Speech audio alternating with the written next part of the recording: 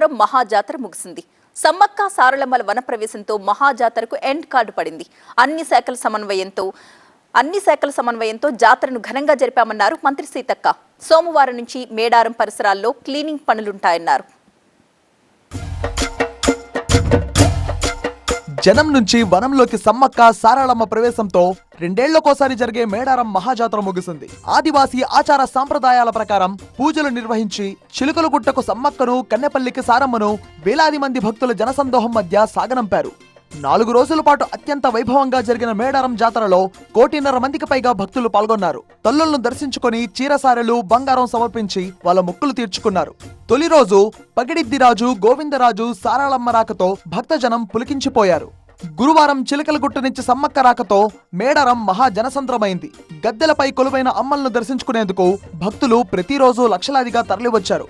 గంటల కొద్ది క్యూ లైన్లో నిరీక్షించి సమ్మక్క సారలమ్మను కనులారా చూసి తిరుగుపయనమయ్యారు.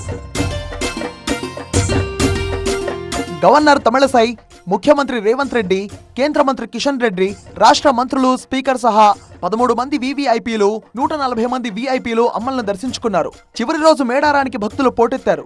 అమ్మలను దర్శించుకునేందుకు లక్షలాదిగా తరలివచ్చారు. మేడారం జాతరను అన్ని తానే దగ్గరుండి జరిపిన మంత్రి సీతక్క ఎన్నో కష్టాలు నోర్చి జాతర విజయవంతం కోసం కృషి చేసి ప్రతి ఒక్కరికి కృతజ్ఞతలు తెలిపారు. మేడారం జాతర చరిత్రలో ఈసారి సరికొత్త రికార్డు నమోదైంది. జాతరకు ముందు నెల రోజుల వ్యవధిలో 55 లక్షల మంది దర్శనాలు చేసుకున్నారు. 4 రోజుల జాతరలో 1,30,00,000 మంది భక్తులు సమ్మక్క సారక్క దేవతలను దర్శించుకున్నారని అధికారికంగా ప్రకటించారు. దాదాపు 20 శాఖల అధికారుల సమన్వయంతో పనిచేసి జాతరను విజయవంతం చేశారన్నారు మంత్రి సీతక్క. మహాజాతరకు వెళ్లే భక్తుల కోసం 6,000 బస్సులు నడిపింది ఆర్టీసీ. వేలాది మంది పోలీసులతో భద్రతను ఏర్పాటు చేశారు. అడుగడుగునా సీసీ కెమెరాలు ఏర్పాటు చేసి ఎక్కడా ఇబ్బందులు లేకుండా కమాండ్ కంట్రోల్ నుంచి పర్యవేక్షించారు. జంపన్న వాగు సహా జాతరకు వచ్చే అన్ని దారుల్లో భక్తులకు అవసరమైన సదుపాయాలు కల్పించారు. అతిపెద్ద కమాండ్ కంట్రోల్ ఏర్పాటుతో జాతరలో దొంగలను కనిపెట్టడంతో సక్సెస్ అయ్యారు పోలీసులు.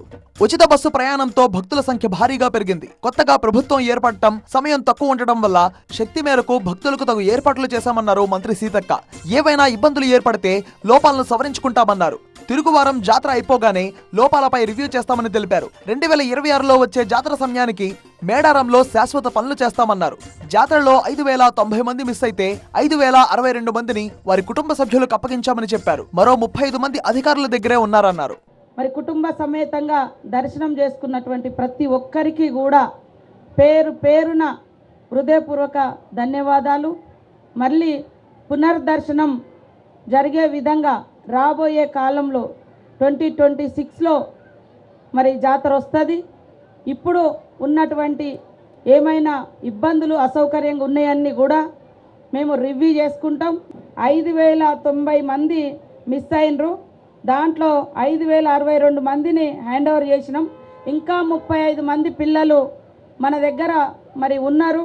సోమవారం నుంచి మేడారంలో క్లీనింగ్ పనులు చేసేందుకు ఏర్పాట్లు చేస్తున్నారు.